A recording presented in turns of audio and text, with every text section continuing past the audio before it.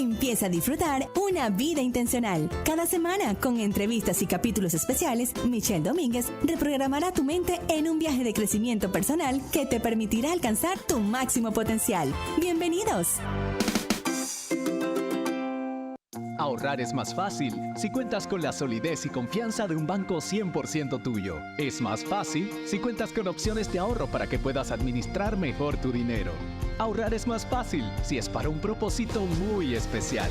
Es mucho más fácil si tus ahorros cuentan con más de 300 cajeros automáticos a nivel nacional. Y es más fácil si tu cuenta de ahorros es con pocos trámites. Un futuro mejor te espera. Abre tu cuenta de ahorros hoy en el Banco Nacional de Panamá. Grande como tú.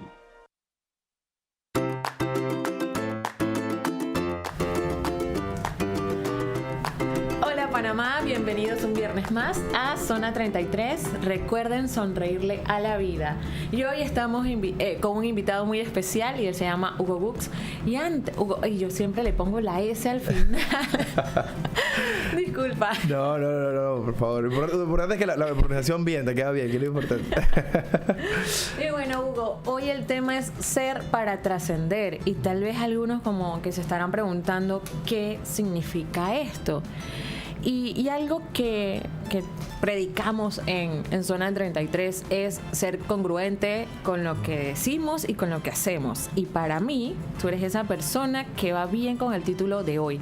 Pero antes, para que las personas te conozcan un poquito más, yo quisiera que te describieras. ¿Quién es Hugo Bux? Primero que todo, Michelle, gracias por la invitación. Encantado de estar aquí acompañándote y a toda tu audiencia.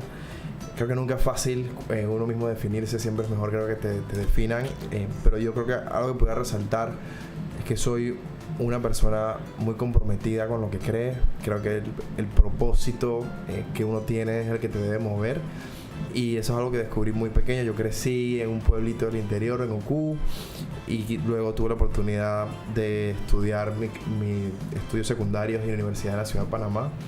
Y yo siempre digo que esa experiencia es la que hoy día me define, poder entender dos realidades, dos formas de ver la vida, y tú en el camino entonces ir viendo con qué conectas y qué quieres hacer con eso, ¿no? Porque hay que distanciar las cosas que uno decide de las cosas que uno decide. Tú no decides a dónde naces, a dónde creces, pero sí comienzas en un momento en la vida a decidir cosas que te definen.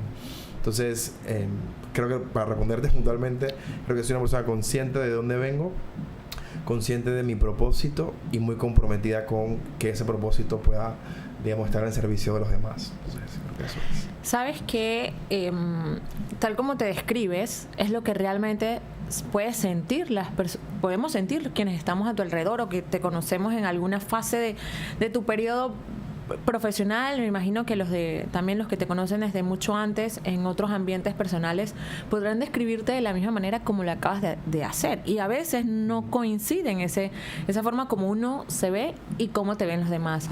Y yo te puedo decir que desde que te conocí hace 2019 creo, siempre te he admirado, porque vi que eras que era un chico que batallaba por sus ideales, por lo que creía, defendías con firmeza esa visión y esa ruta que tenías bien marcada. Y eso fue desencadenando muchas más oportunidades en tu vida. Sí. Que dentro de esas oportunidades, pues has estudiado fuera de Panamá en muchas ocasiones. ¿Cómo diste esos pasos para lograr esa oportunidad fuera de Panamá? Sí, mira, primero yo tengo que agradecerle a mis padres, a mi familia, que desde muy pequeño me dieron mucha confianza, que me apoyaron para cosas que no eran lo tradicional, pero ellos me dieron un voto de confianza porque veían que me brillaban los ojos, que me gustaba, y yo desde niño fui muy deportista, me gustaban los deportes, y tú sabes, es una actividad extracurricular fuera del colegio que requiere tiempo, recursos, atención, y mis papás con todos sus esfuerzos lo lograron eso, darme esa confianza desde niño. Y creo que eso es lo primordial, como tener confianza, cosa que como tú vas creciendo, crees en ti mismo y puedes ir hacia quizás horizontes que no has descubierto, que crees que son muy complejos. Entonces, para mí esa ha sido la clave. Y decía un poco el tema del estudio. Yo con mucho orgullo lo digo y lo digo como algo que sirva de motivación de que es posible. Mis estudios de licenciatura y 3 maestrías que he hecho en el exterior, todas han sido financiadas al 100% por ya sea entidades públicas o becas. Y eso ha sido por, digamos, un esfuerzo, tanto una disciplina de querer poder crecer intelectualmente, pero también por creérsela. Yo creo que a veces no nos los creemos, y he tenido la oportunidad en varios proyectos de poder recorrer el país y a veces ver que hay mucho talento, pero las personas no sé que lo creen, que tienen en sí todo para trascender. Y yo creo que eso también es como lo segundo, tener esa confianza en uno mismo, y segundo, o sea, dar ese salto al vacío que muchas veces lo ves como que no, eso no es para mí, eso siempre ha sido así, y la vida constantemente nos da lecciones de que ese supuesto de que como ha sido así siempre no va a cambiar, o sea, es obsoleto, y si no somos nosotros los que nos atrevemos a cambiarlo, jamás va a cambiar. Entonces, cada vez, creo que en cada experiencia he ido confirmando esa teoría de la importancia de que si crees en algo, te llenan los ojos y sientes que hay dudas, ir por ello, no asumir que no está para ti, sino tú darte cuenta de primera mano. Buenísimo. ¿Estas maestrías en qué países fueron? Sí, yo estudié en Estados Unidos, en una maestría en Derecho y Desarrollo Internacional. Luego estuve en China, en la Universidad de Tsinghua, que es la universidad más grande y más prestigiosa de Asia, donde de hecho los últimos presidentes de China han sido egresados. ¡Wow! Y ahí tuve una beca particular que se llama Schwarzman, que es especial para líderes enfocados en perspectivas globales y economía, y un poco el objetivo es entender China desde China y cómo China impacta al mundo desde China, y bueno, es tener un poco de balance con lo que uno Occidente recibe de ese país. Claro. Es algo bastante, digamos, sesgado, ¿no? Porque tienes medios muy particulares. Y después de China estuve viviendo en Londres, hice una maestría en Políticas Públicas y Ciencias del Comportamiento en la Escuela de Economía y Ciencias Políticas de Londres, LSE. Y bueno, he estado también en algunos otros posgrados, en Harvard, en Brasil estuve también. Un poco alrededor de eso, buscando, yo creo que siempre mi camino ha estado vinculado a cómo, soy abogado, cómo desde el derecho o de las normas poder ayudar a mejorar la sociedad, y siempre complementando con otras disciplinas que, digamos, aportan al desarrollo humano, ¿no? Entonces, nada, ese ha sido el camino, pero cada vez que me he ido siempre pensando en Panamá. ¿Cómo regreso y aporto eso en Panamá? ¿Cómo aporto eso en mi región, también en América Latina? Porque al final, como te digo, estas vivencias te van diciendo, oye, si tú puedes traer el mundo hacia ti, tú puedes ser parte del mundo, pero no te quedes solo con una mirada un poco cerrada de las cosas, sino siempre trata de cómo trascender, ¿no? Así que me encanta también el nombre de tu programa, porque conecta mucho con este tipo de ideas que a veces no son comunes, pero que hay que decirlas para que la gente sepa que son posibles. Exactamente. Y mira, tú acabas de decir algo, siempre pensando en cómo aportar a Panamá. En el fondo es cómo aportarle valor a otros seres. ¿Cómo lo has hecho tú durante este tiempo? Porque yo te he visto, sí, desarrollándote en el deporte, en la cultura, en el arte, en eventos como, creo que hay algo que promueves muy fuerte, que es la Copa de Debate, que es valiosísimo. Sí. ¿Cómo ha sido esa semillita y cómo ha sido esa experiencia para ti con todos estos años? El debate, particularmente para mí, fue un punto de inflexión, Michelle, porque como te digo, crecí en Oku, y en Oku es un pueblo, los que han tenido la oportunidad de ir, un pueblo maravilloso, estoy orgulloso de ser de ahí, pero que es un pueblo con muchas necesidades, como muchos pueblos en el interior, sí, donde recuerdo que en la escuela se iba el agua, muchas veces se iba la luz. Oku es un pueblo caluroso, o sea, que no sabes lo que no hay un abanico, estudiar, o sea, aprender en esas condiciones es complejo. Entonces había muchas necesidades básicas para un estudiante en un colegio en Oku y para la gente, pero yo era feliz porque iba a agarrar mi bicicleta y me iba al río con mis amigos, jugaba fútbol, después de salir de la escuela a las 2 de la tarde, me pasaba toda la tarde feliz, porque no sabía que había nada más. Para mí, claro, eso era la felicidad. Yo no quería salirme del pueblo, me costó salir, de hecho. Pero cuando llego a la ciudad, mis padres hacen un esfuerzo muy importante. Mi papá siempre creyó que una de las bases o claves para yo poder salir adelante como profesional era saber inglés, manejar el inglés. Y él decía, bueno, en Oku no hay opciones de que aprendas inglés, tienes que salir. Entonces viví por poco tiempo en Santiago, justamente buscando eso, y después me mudé a la ciudad. Y ingreso a un colegio privado donde el inglés era lo principal. Todas las materias eran en inglés, salvo español e historia. Y en ese colegio era uno de los pocos colegios, 9 colegios en todo Panamá, que tenían como actividad extracurricular debate. Y yo de niño, Michelle, tenía algo rarísimo, que es que desde los 8 o 9 años me sentaba a ver periódico con mi papá, a ver qué pasaba en el mundo y Naciones Unidas, niño que debe estar jugando, yo estaba interesado en eso, pero nunca había tenido la oportunidad de poder desarrollar ese talento, ese interés.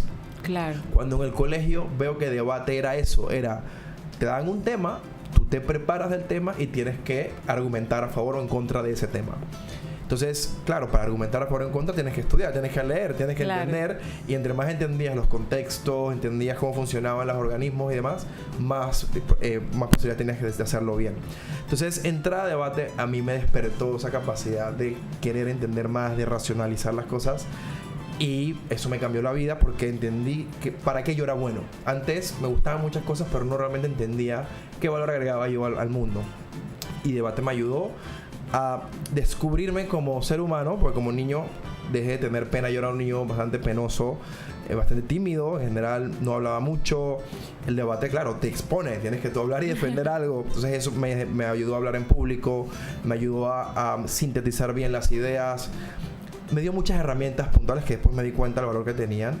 Pero para mí ese fue un punto de inflexión, porque no solamente, y lo decías, yo lo veía como un mecanismo para yo crecer como persona y como profesional, sino siempre pensé, ¿cómo le puedo llevar este conocimiento a mis amigos que dejen OCU? Ok. Y cuando termino el colegio y me convierto en presidente del club de debate de mi colegio, o sea, me meto muy de lleno, viajo internacionalmente. Mi primer viaje fue por debate, representar a Panamá en un debate internacional. Y bueno, para mí eso fue muy representativo, pero aquí el punto es, cuando llego a la universidad, que quiero seguir esta pasión, veo que no había club de debate en ninguna universidad de Panamá. Wow. Ninguna. Y yo entro a una universidad privada, y en la universidad uno de los primeros puntos que hablo con las autoridades es participar en debates internacionales universitarios. Y ellos me plantean que bueno, que es difícil, que hay que armar un grupo, que hay que organizarlo, que si yo estaba dispuesto. Y perfectamente mis compañeros que debatían y yo podíamos decir, sí, vamos a organizarnos para nosotros ir. Dijimos, no solo queremos ir, queremos entrenar para que más jóvenes universitarios que no tuvieron la oportunidad en su colegio sepan debatir. Entonces, en vez de solo crear un grupo de debate pequeño para quienes sabíamos, fundamos una organización que se llama Jóvenes Unidos por el Diálogo, que buscaba eso, ampliar un poco el concepto de solo el debate, sino de darle una voz a la juventud en temas de interés nacional.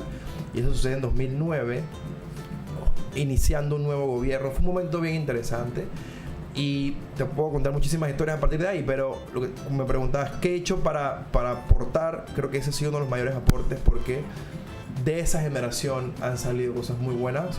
Debo decir que hoy día hay diputados de la República que son producto en gran parte de lo que hicimos con Jóvenes Unidos por el Diálogo, personas que van a entrar nuevamente al servicio público que salen también de ahí, personas que están fuera de Panamá en puestos importantes que han salido de ahí. Entonces, bueno, y te lo digo, que salen de ahí es de esos principios de querer saber un poco más, de salir de la zona de confort, descubrir tu potencial y demostrarlo. Entonces, bueno, a partir de esa experiencia, muchas más, y llegamos a la Copa de Debate, que hoy día es, junto al concurso de oratoria, la competencia educativa más grande del país, porque llega a la mayor cantidad de estudiantes. Y en vez de ser una competencia donde hay un concurso al año y te vas, es crear clubes de debate en colegios que constantemente hagan este ejercicio de estudiar, oye, ¿qué pasó en Israel? ¿Qué pasó en Rusia? Vamos a debatir puntos a favor, puntos en contra, cómo resolvemos el problema del agua en nuestra comunidad, ese tipo de discusiones que usualmente no se dan en las escuelas, se dan en los clubes de debate. Y cuando yo empecé, y termino diciéndote esto, cuando yo empecé a debatir, éramos 9 colegios, los que debatían, todos colegios privados de la ciudad de Panamá. Hoy con mucho orgullo te puedo decir que son más de 100 colegios, la mayoría de colegios públicos en todo el país, incluidas las comarcas. Y yo te diría que es uno de mis mayores orgullos de haber contribuido un granito de arena a que hoy, donde tú vayas a las provincias, hay jóvenes debatiendo y pensando más allá de su día a día, apuntando al pensamiento crítico, que se ha demostrado que es una herramienta que cambia vidas. Buenísimo. Mira, además del debate que mencionaste, cómo arrancaste con el tema del debate, pero ¿qué otros factores han intervenido justo en tu crecimiento? ¿De dónde te alimentas tú? Sí, mira, creo que yo me considero una persona intelectualmente muy curiosa. O sea, siempre me pregunto por qué las cosas son así, de dónde vienen. Me encanta leer, y creo que esa curiosidad me llevó, por ejemplo, te cuento una anécdota, el tema de China. O sea, yo estaba trabajando acá en servicio público muy compenetrado, muy conectado con la misión que estábamos haciendo. Y cuando se da el establecimiento de relaciones diplomáticas con China, a mí me cambió la forma de entender muchas cosas, porque yo decía, no estamos entendiendo realmente en Panamá lo que esto significa. Y la única forma de entenderlo es estudiándolo, estando ahí, poder conocer de primera mano qué implicaba, porque de esa manera entonces podemos nosotros lidiar de manera eficiente con eso, no estar en una posición de desventaja. Entonces yo dejé todo, Michelle, dejé todo, desde mi casa, desde mi trabajo, desde mi vida en Panamá, para dar un salto a Beijing y vivir en Beijing año y medio, en una sociedad con un idioma distinto, con valores distintos. Allá tú no tienes redes sociales occidentales, o sea, tú no tienes WhatsApp, no tienes Facebook, Instagram, todo eso sin comunicación está censurado. De acá. Tienes que tener redes sociales del país, entonces entender esa dinámica, aprender un poco de mandarín, en fin. Entonces, esa anécdota te la cuento para decirte que eso es algo que siempre ha estado en mí, es cómo puedo obtener más conocimiento sobre temas de interés para nuevamente volver y de aportar, porque yo creo que al final la sociedad va evolucionando en la medida en que los seres humanos evolucionan. De lo contrario, no hubieran llegado las revoluciones industriales, tuviéramos, no sé si recuerdas, pero la gran historia que dice Henry Ford de por qué él hace el primer auto. Él decía, yo pregunté en el mercado qué podía hacer para ser empresario, y cuando pregunté en temas de movilidad, la gente quería era caballos más rápidos y carretas más rápidas, no necesariamente quería algo nuevo porque no lo conocían. Claro. Entonces él se reinventa y crea el concepto de las ruedas en un auto a motor y demás, y eso cambia la sociedad por completo. La aviación cambia la sociedad por completo, y eso viene de la curiosidad. Entonces te diría que es tan rico el mundo de información hoy día que tenemos el acceso a un teléfono tanto. Lo que falta creo que es entender el propósito que uno tenga, y para mí mi propósito siempre ha sido de ser puente. Yo me considero un puente de oportunidades, de conocimiento, entendimiento, y en la medida que yo pueda obtener información que sirva de puentes para otros, que otros puedan crecer, yo estaré conectado con esa tarea. Y por eso, por ejemplo, en este momento soy docente universitario, y por hacer eso todos los días, dar clase y ver cómo los estudiantes, a través de lo que yo les puedo facilitar, tienen una perspectiva distinta. Y hay veces que me dicen, profesor, jamás pensé esto de esta manera. Wow. Eso a mí me llena un montón, porque creo que si todos hiciéramos eso en una pequeña medida, cómo agregar el valor a la otra persona, hacer un puente, creo que la sociedad caminaría mucho mejor y nos ahorraríamos muchísimos problemas que tenemos. Hay muchas personas que tal vez están escuchando en este momento y dirán, ok, pero ¿cómo lo logro? Que bueno, él lee, él aplica algunos hábitos y le funciona, pero yo, si no me siento líder, ¿cómo puedo dar como esos primeros pasos para tratar de tomar esa ruta? Creo que hay que ser consciente de uno mismo, o sea, conocerse uno bien, hacer su autorreflexión. Siempre cuando me preguntan en términos del servicio, digo, tú para poder servirle a alguien tienes que estar servido tú mismo, tienes que poder servirte a ti mismo en primer lugar. Y es la típica analogía de cuando estás en un avión, cuando te dan las instrucciones, cuando tienes que darle apoyo a otra persona, cuando bajan las máscaras de oxígeno. Sí. La primera instrucción es póntela tú primero, asegúrate que está bien para luego colocársela al que está al lado.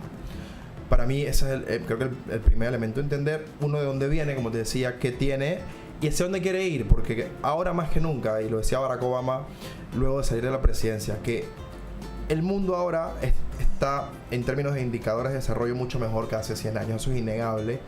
Sin embargo, hace 100 años había menos ansiedad porque el acceso a información era menor. Sí. Entonces, si tú crecías en un lugar, las oportunidades eran muy limitadas, si crecías en otro eran limitadas. Ahora tú puedes nacer en cualquier lugar, puedes trabajar remoto para quien sea, donde sea.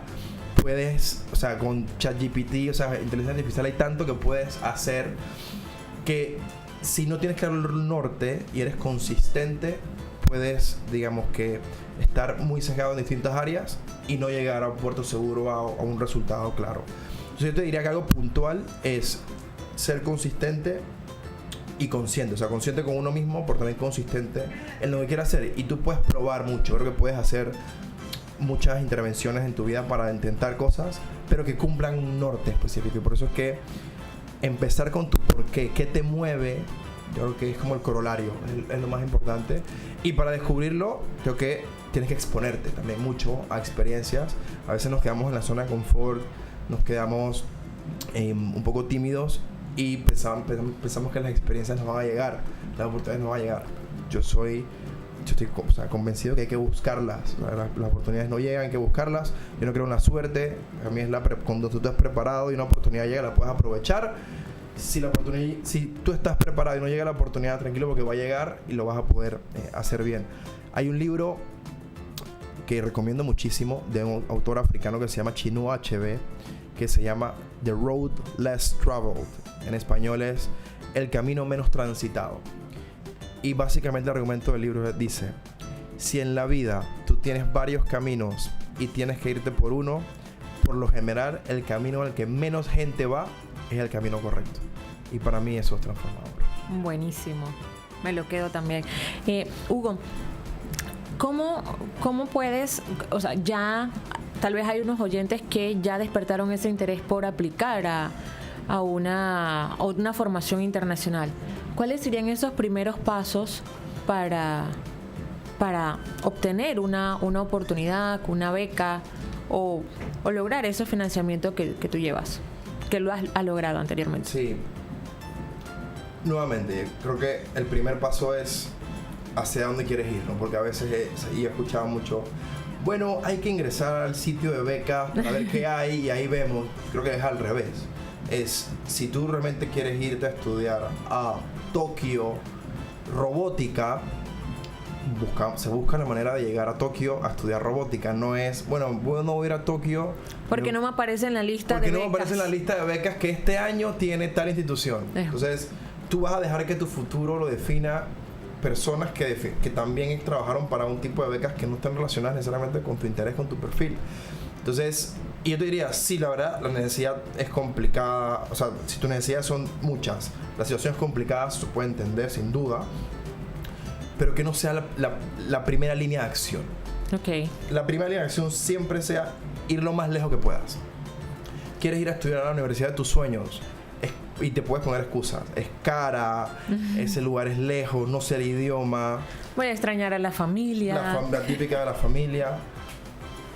Pero, o sea, ¿por qué no te haces el plan? Intentas armar a ver qué es lo que hay que lograr para llegar ahí. Te digo, yo jamás pensé que, por ejemplo, a las oportunidades donde salí, yo iba a llegar. O sea, cuando me la planteé, créeme que no fue, es que yo tengo chances de llegar y por eso voy a hacerlo. Para nada.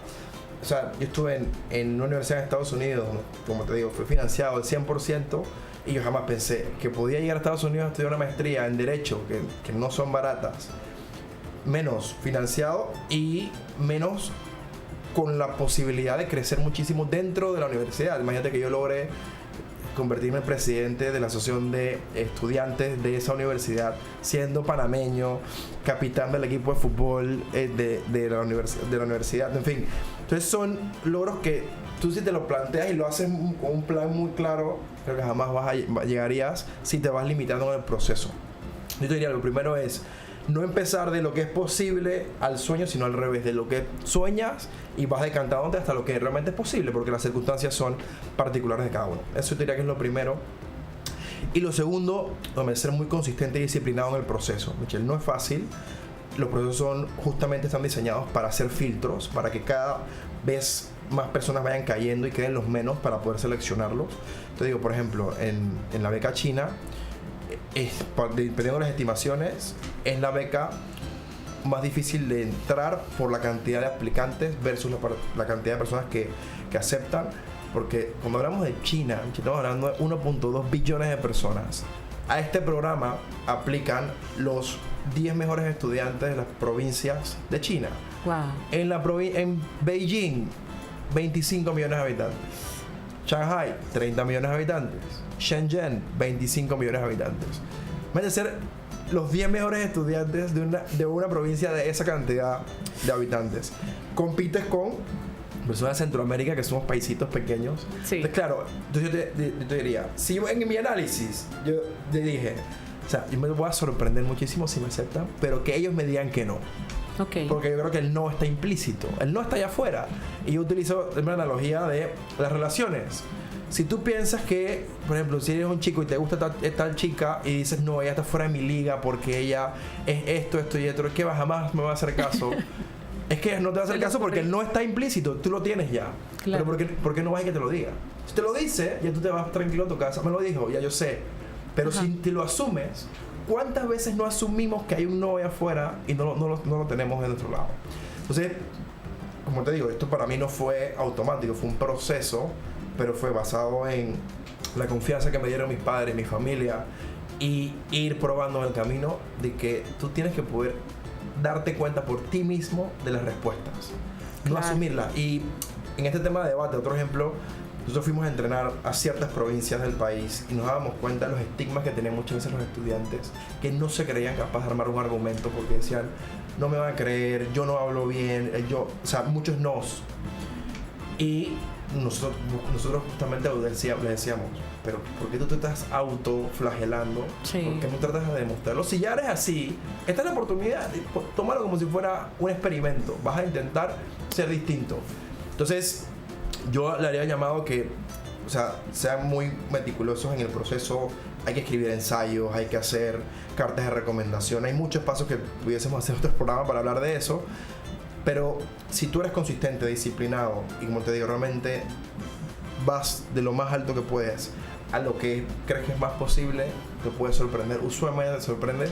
Y a mí mucha gente me consulta en procesos para postular a universidades. Y yo lo primero que les pregunto es, ¿por qué estas universidades? ¿Por qué estas?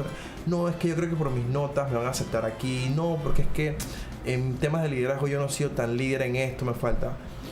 O sea, y tú eres el director de admisiones de esa universidad. ¿Por qué? Y te lo digo, a mí me pasó también. Yo, o sea, al principio decía, ¿qué va a salir de Panamá? Nada que hacer. Y la vida me demostró que sí. Y también hay una creencia general del país, y es cuando aceptamos o admitimos por ahí que la educación de Panamá no está al nivel de los otros países. ¿Esto tuvo algún factor en ti? Mira, el hecho de que pude estar en debate temprano y debatí con estudiantes de otras partes de América Latina me hizo entender las diferencias. O sea, si tú debates con un estudiante chileno, argentino, mexicano, venezolano, sin hablar de Estados Unidos, Europa, por supuesto, pero en América Latina hay diferencias. Y yo creo que es por escala. O sea, en México, para tú ser de los mejores de México, tienes que competir con cientos de millones de personas. En Brasil igual. Panamá somos un país pequeño y destacar eso, pero destacar tampoco es algo tan descabellado porque por escala somos muchos menos. Y me di cuenta que yo podía competir y que me ganaba premios a la par de ellos, viniendo de un sistema educativo que pudiésemos darle distintas categorías. Pero nuevamente, es darse uno mismo excusas para no atreverse y que te digan que no. Y esto es algo curioso. En esta materia que te cuento que enseño ciencias del comportamiento, una de las razones que dice que los seres humanos no somos tan buenos tomando decisiones es que tenemos sesgos, y uno de los sesgos es el sesgo del pesimismo, que cuando estamos tomando una decisión y vemos los criterios, comenzamos a ver todos los peros que hay y perdemos de vista todas las posibilidades que puedan haber del otro lado. Entonces constantemente vamos hacia momentos de la vida donde vamos como tapando cosas o vamos logrando cosas pequeñitas porque nos da miedo que nos digan que no algo. El cerebro es muy cómodo, le encanta la estabilidad, no le gusta que aprender un idioma nuevo a veces es difícil, aprender un hábito nuevo es difícil, un deporte nuevo es difícil, porque estamos diseñados, así el cerebro está diseñado para ser repetitivo, para que los hábitos se conviertan en una costumbre. Pero está demostrado, como decía el libro del Chino HB, que si tú te vas por los caminos menos transitados, creces como persona y te puedes descubrir a ti mismo en tu potencial, ¿no? Así que yo creo que por ahí va. Y hasta este momento, antes de irnos a las 5 cosas, ¿cuáles han sido los mayores retos real? O sea, hemos hablado de estos pasos que diste hacia explorar esa curiosidad intelectual, pero dentro de esto a veces también cuando tú llevas como una línea de hacer, de descubrirte, llegas también a una zona cómoda. Sí. En este momento, para ti, luego de todo lo que has transitado, ¿cuál ha sido como esa situación que sí te pone en una zona fuera de tu área de confort? Oh, son muchas. Mira, por ejemplo, ser docente, o sea, enseñar todos los días te pone fuera de la zona de confort. porque tú puedes dominar tu materia y demás, pero nunca sabes qué preguntas te pueden hacer. O sea, siempre estás expuesto. O sea, si un estudiante llega y tú le pusiste una tarea y te quiere criticar algo, te puede desafiar algo, lo puede hacer perfectamente, y tú eres el profesor, tienes que estar listo. Y yo me tomo eso muy en serio. Entonces te diría que eso en mi día a día, o sea, te lo puedo decir. Pero también yo trabajo en una compañía multinacional donde constantemente tenemos compañeros de distintas culturas que ven las cosas distintas, desafíos internacionales, o sea, que impactan a muchas personas en muchos países. Entonces, constantemente estamos también expuestos a abordar desafíos que, depende de la decisión que tú tomes, tienen una trascendencia en mucha gente. Y ahí está el poder de las decisiones. A veces no somos conscientes de que las pequeñas decisiones que tomamos, la trascendencia que pueden tener, y en particular el proceso para tomar las decisiones, porque muchas veces analizamos las decisiones por su resultado. Y por ejemplo en el deporte es una buena forma. Si Panamá gana la Copa América, bien, Thomas Christiansen, el mejor técnico, tiene que quedarse a vivir en Panamá. Si nos sacan en la primera ronda y Uruguay nos mete 4 goles, la peor decisión es haber traído un técnico extranjero, tenemos que buscarlo en Panamá. Sí. Pero no analizamos el proceso. Panamá, ¿cómo está jugando? Ahora hay niños que tienen más oportunidades de salir a ser becados por deporte o no. Ahora hay mejores infraestructuras o no. La liga es mejor o no. Esos son para mí los elementos para evaluar una decisión. Claro. El proceso, porque el proceso tú lo puedes ajustar. El resultado no lo puedes ajustar y no lo puedes dominar. El resultado usualmente está lleno de elementos externos que tú no dominas completamente. Entonces, constantemente los seres humanos nos basamos en el resultado. Crecimos o no crecimos, logramos esta meta o no logramos la meta, y perdemos el tema del proceso. Y por eso es que hay otro sesgo que se llama el sesgo de resultado. Hay decisiones en la vida que tú tomas una vez o pocas veces. Comprar una hipoteca, tú compras 1 o 2 hipotecas en tu vida. Casarte, usualmente es una decisión que deberías tomar una vez. Pero esas decisiones, se está demostrado que usualmente no somos tan eficientes porque las equiparamos con la capacidad de decidir todos los días. Pensamos, oye, si yo soy bueno decidiendo en cómo manejar un hogar, cómo ir al supermercado, yo soy eficiente manejando el gasto. Entonces es irracional pensar que esa capacidad de decisión, que es algo que te haces todos los días y te has entrenado, es igual a la de escoger una pareja.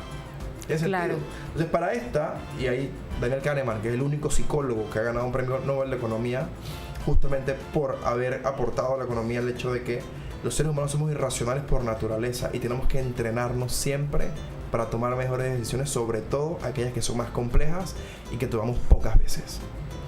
Y, como te digo, tenemos esa desconexión, y por eso es que ser consciente de eso creo que nos ayuda, creo que en todas las facetas de la vida. Buenísimo. Bueno, vamos a las 5 cosas de hoy.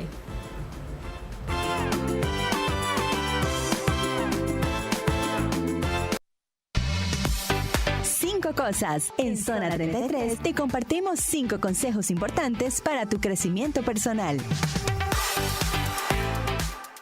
Somos conscientes que tu familia es lo más importante para ti. Por eso, Banco Nacional de Panamá te presenta sus nuevas pólizas de seguros con el respaldo de Internacional de Seguros, con precios accesibles, excelentes coberturas y beneficios que te brindarán la protección y seguridad que tu familia necesita. Contamos con seguros de vida, accidentes personales, gastos funerarios y telemedicina. Banco Nacional de Panamá, grande como tú. Regulado y supervisado por la Superintendencia de Seguros y Reaseguros de Panamá.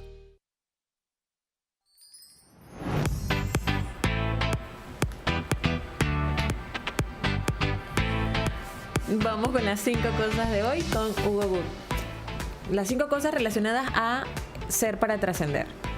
Acá, en la camarita. Yo creo que en primer lugar, entender propósito, para qué quieres servir, qué es lo que te hace diferente en la vida. 2, ir siempre por el camino menos transitado, porque usualmente ahí, fuera de la zona de confort, es donde la magia ocurre.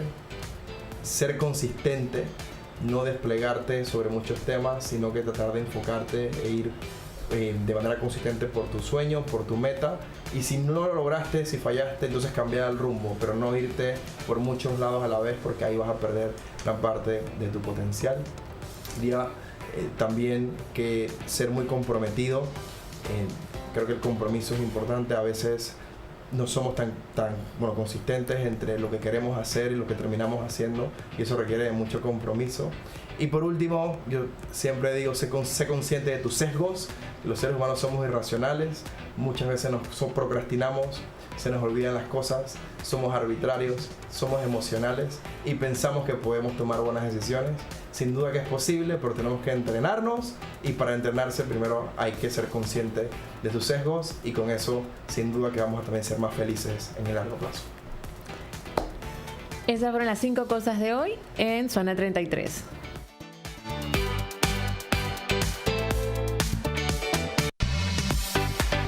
Cosas. En Zona 33 te compartimos 5 consejos importantes para tu crecimiento personal.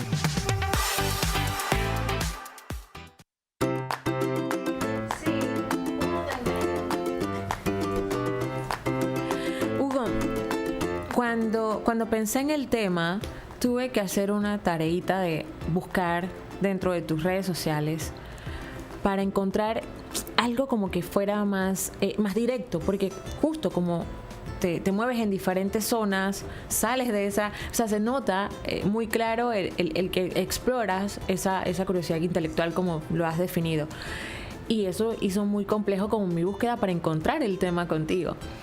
Y cuando vi una publicación relacionada a ese impacto de tus acciones presentes en ese entorno, fue donde vi, ¿sabes? Necesitamos esas herramientas que tú desarrollas naturalmente, pero bueno, que puede verse para mí o para cualquier otra persona de tu entorno, puede verse que lo haces natural, pero ha habido un proceso, justo lo que tú mencionabas, de la diferencia del resultado y el proceso. Y dentro de este proceso, pues yo creo que llega algún momento en el que tú te das cuenta cuando estás impactando en la vida de otro. ¿Cómo se siente eso en ti? Porque hay ocasiones en que lo puede ser intencional, pero en otras ocasiones no te esperabas y te aparece alguien que te dice: lo que tú hiciste o lo que veo que has llevado durante tu vida me motivó a mí para dar este paso hacia el sueño que estaba buscando. ¿Cómo te sientes tú? Mira, yo creo que la clave es que eso que has dicho sea orgánico. O sea, si tú estás en un propósito claro, eres consistente, estás comprometido y apasionado por lo que haces, esos resultados, esos impactos se van a ver en el camino, y es lindo cuando es orgánico, que cuando tú menos lo esperas te das cuenta de que algo está pasando. Algo curioso, por ejemplo, en el tema de debate, cuando logramos organizar la primera Copa Nacional de Debate, uno de nuestros objetivos era que los más destacados de la Copa pudieran tener becas de estudios fuera de Panamá. Eso fue un trabajo de mucho tiempo, buscar recursos, de hacer conciencia para que tanto las autoridades públicas como patrocinadores creyeran en el proyecto y en esas capacidades. Y cuando menos lo pensamos, se dio la oportunidad para que una embajada nos diera unos cupos de becas para unos estudiantes destacados, y logramos que un grupo de ellos se fuera a China a estudiar su licenciatura en ingeniería, todo pagado por su destreza en debate. Como te digo, nosotros no empezamos el proyecto pensando, bueno, vamos a hacer todo para que los estudiantes se vayan a China. Eso no fue así, ¿no?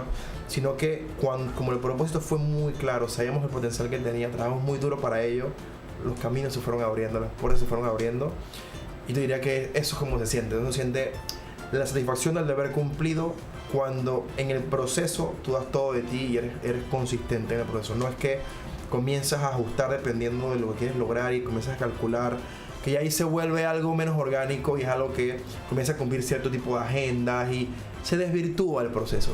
Tú lo sientes, Michelle, tú sientes cuando algo fluye, cuando algo es auténtico, es orgánico, y cuando no.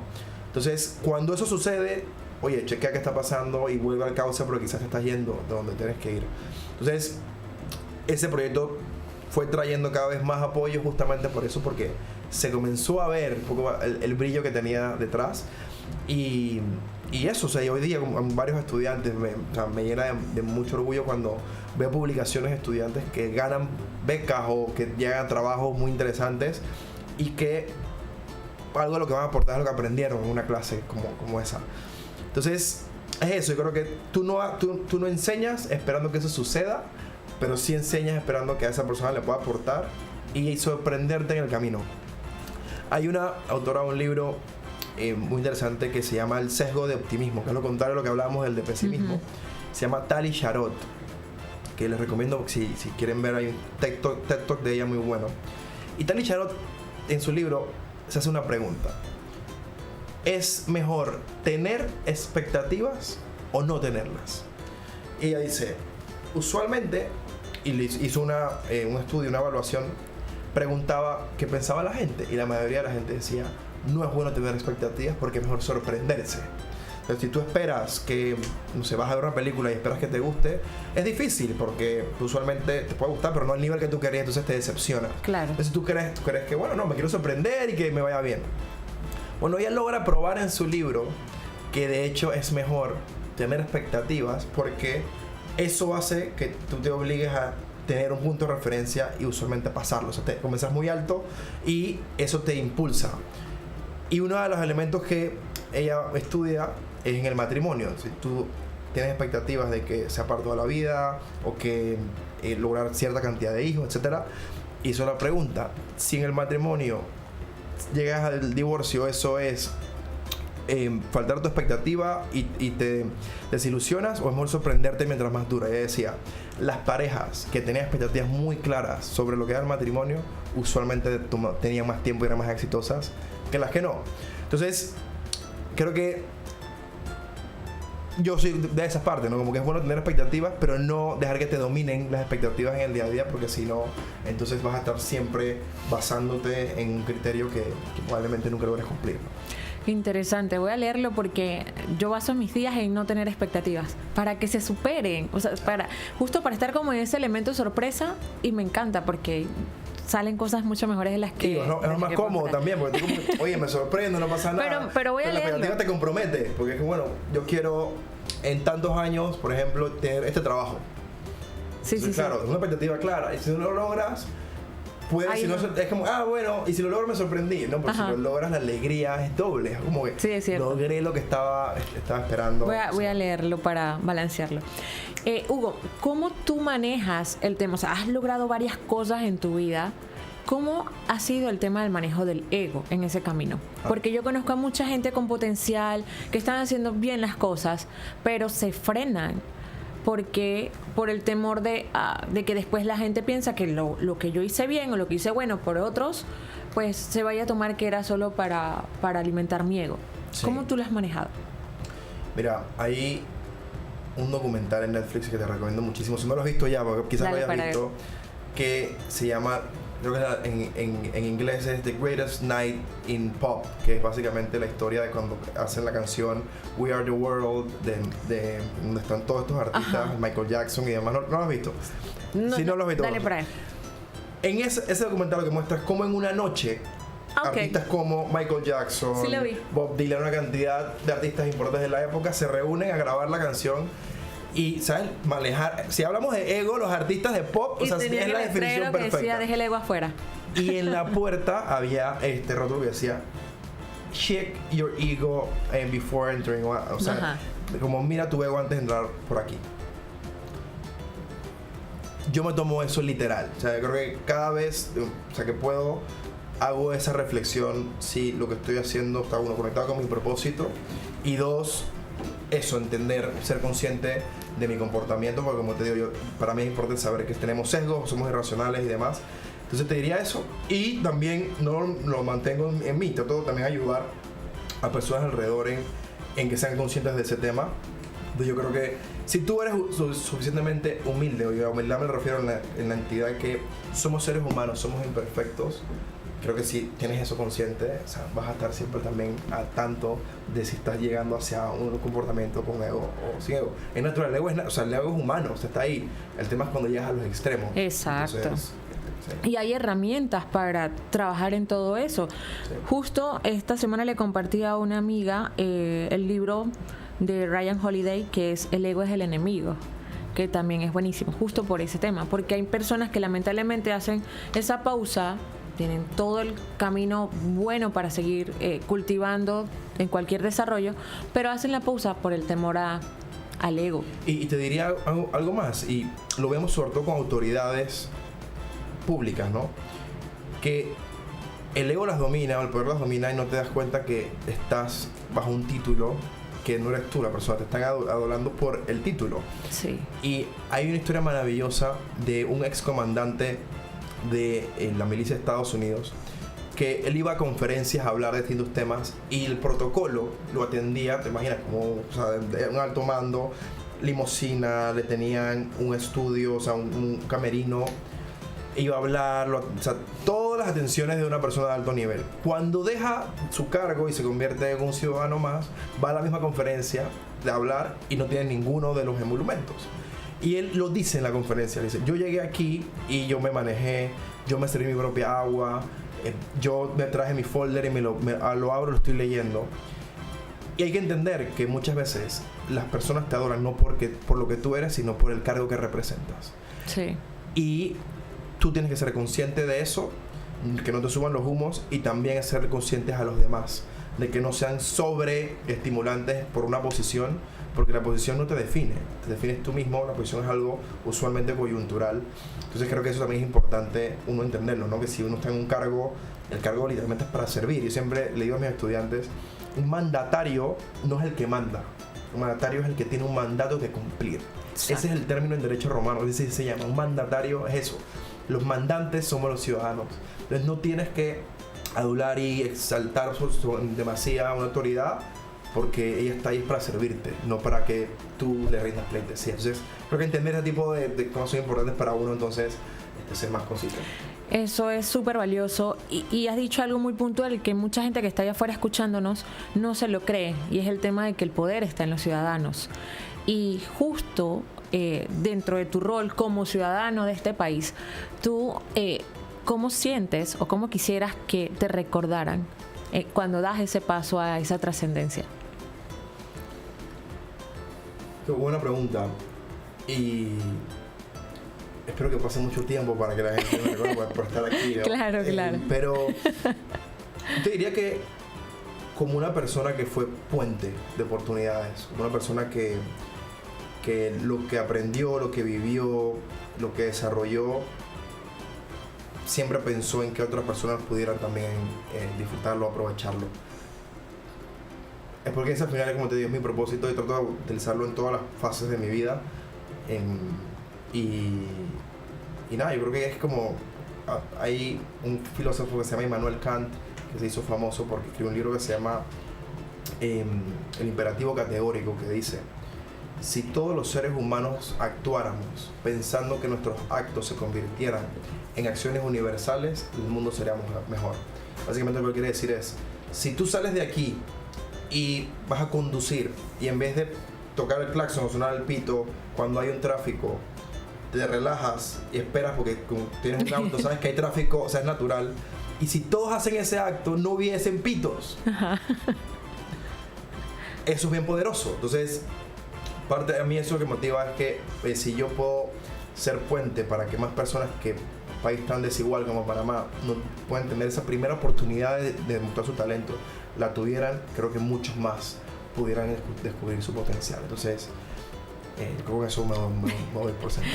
Y yo te digo antes de terminar que aunque este programa no es para eso, te preguntaría, ¿tú estarías dispuesto a dar ese servicio adicional dentro del rol del gobierno? Por supuesto. De hecho, yo me he preparado y gran parte de mis estudios han estado enfocadas en estar listo para que esa oportunidad llegue a hacerlo bien. Porque para mí no es llegar y tener, como te digo, la posibilidad, sino llegar y hacerlo bien y ¿saben? En esas posiciones tú eres puente, pero a un nivel de impacto mucho mayor. Entonces, justamente, siendo consistente, para mí sería eso. Y yo estaría, por supuesto, que encantado. Obviamente tendrá que ser en unas condiciones y en un momento donde pueda hacerlo a mi mayor capacidad. Así que, por supuesto. Muy bien. Hugo, y antes de despedirnos, ¿dónde te pueden encontrar? Sí, bueno, mis redes es Hugo Wood, Madera en inglés, 06 en mi Instagram, y Hugo Wood es mi Twitter, así que nada, ahí a las órdenes. Como les digo, hay mucho que descubrir allá afuera, mucha información, mucho potencial, muchas experiencias. Yo le digo a la gente, si no te gusta salir, no eres de aventurero, de conocer cosas, te invito a que intentes con lo mínimo, porque ahí en ese camino usualmente creces como ser humano. Y algo que decía el expresidente de Uruguay, José Pepe Mujica, lo que nos diferencia a los seres humanos de las plantas y de los animales es que a las plantas tú les echas agua y ellas crecen. A los animales tú les das agua y ellos crecen. Pero a los seres humanos tú les das agua y ellos se mantienen. O sea, tú puedes subsistir, puedes sobrevivir, más no creces en muchas áreas, ¿no?, de la vida. Y para mí, más que agua, hay que ponerle fertilizante, hay que exponerse al sol, hay que a veces estar en la sombra, pero hay que moverse para no realmente crecer y estar vivo. Entonces mi llamado creo que sería a que, como sea que lo consideres, sal de tu zona de confort, trata de ir por los caminos menos transitados, y ahí creo que te vas a dar cuenta que la vida tiene mucho que ofrecer. Y muévete al final también. Así que muchísimas gracias por habernos acompañado aquí en Zona 33. Y si quieren volver a escuchar a Hugo, ya saben, el canal de YouTube, en Spotify, y a seguirlo en las redes sociales también. Así que hasta pronto.